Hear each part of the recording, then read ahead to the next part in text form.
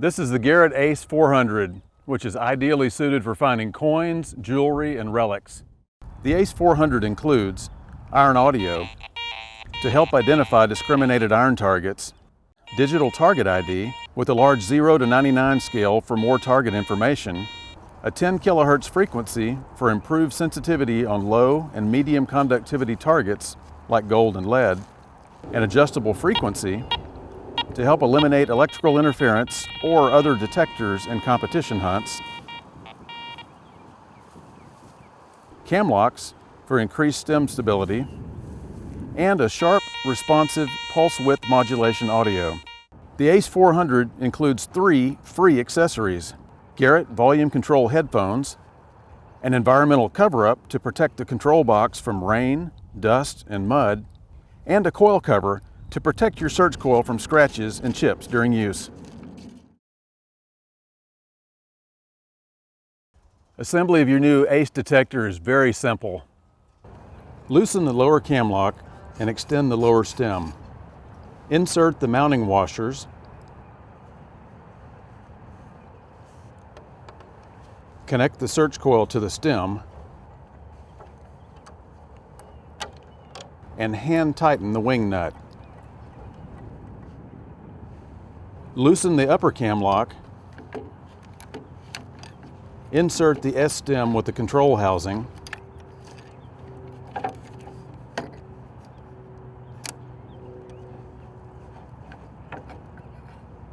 Adjust the lower stem to a comfortable height and hand tighten the cam locks.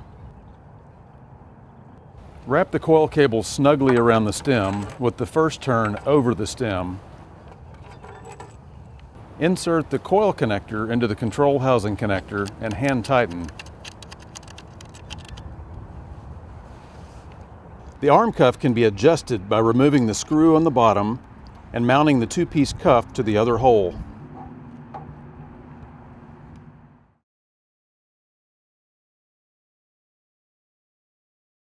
To power on the detector, simply press the power button.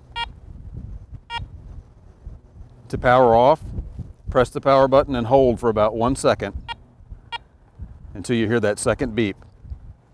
To restore your detector to factory settings, simply press and hold the power button for about 5 seconds. When you hear that double beep, you'll also notice that it has switched to coins mode, which is the factory default setting. The ACE 400 also includes this battery level indicator. When it's down to 1 bar remaining, it's time to change your batteries. Your ACE 400 is always going to indicate all targets that you encounter in the field, but it's important that you understand target ID. So let's take a look at that. Okay, the ACE 400's target ID includes the legend up at the top.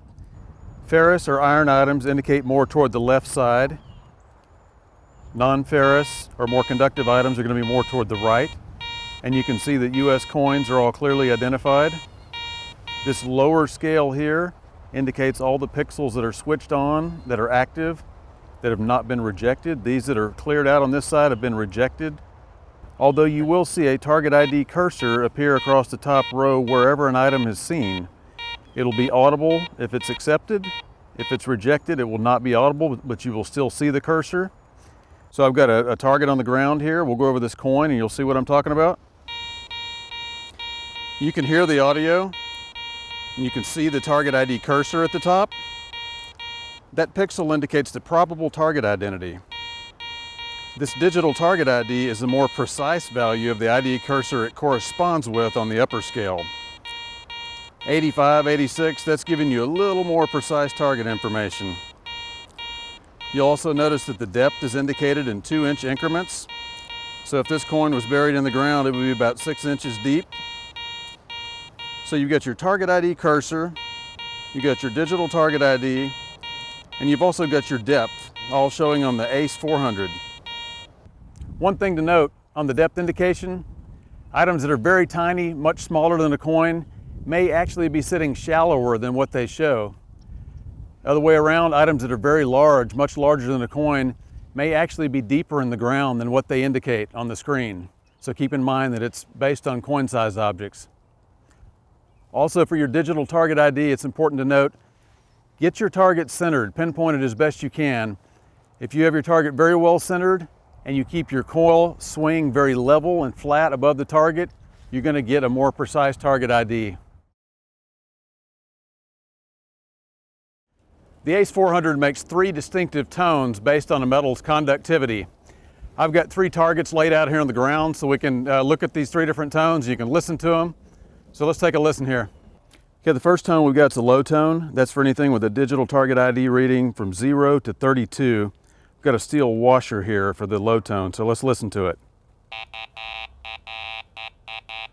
There's your low tone sound. Next, for the mid tone, I've got a gold ring.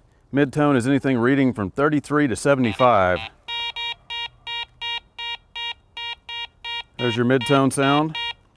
Finally, for high tone, anything reading 75 or higher on your target ID, I've got a silver coin here.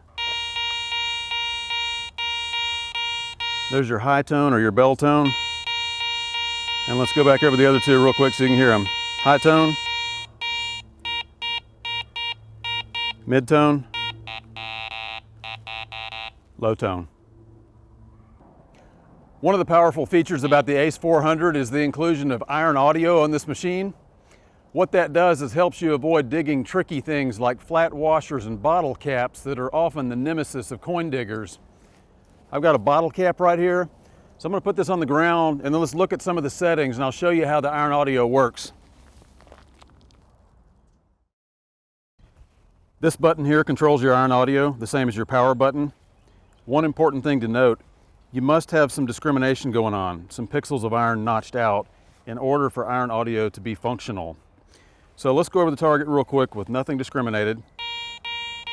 That bottle cup sounds pretty good. It's reading high tone, probably something I would dig. And just for the sake of notching out some iron, I'm just going to switch modes real quick to jewelry. So we got some iron notched out. Let's go over it again and check it though, just with the notches out. Still sounds good. But if I want to double check it, now I hit my iron audio, it indicates that it's on, and let's go back over it and listen.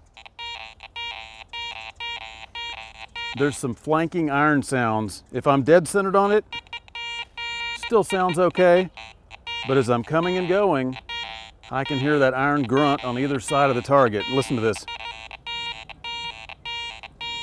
That tells me this is not a pure coin target that I'm digging for. This item contains some iron mixed in with it. So that's the value of checking targets with your iron audio.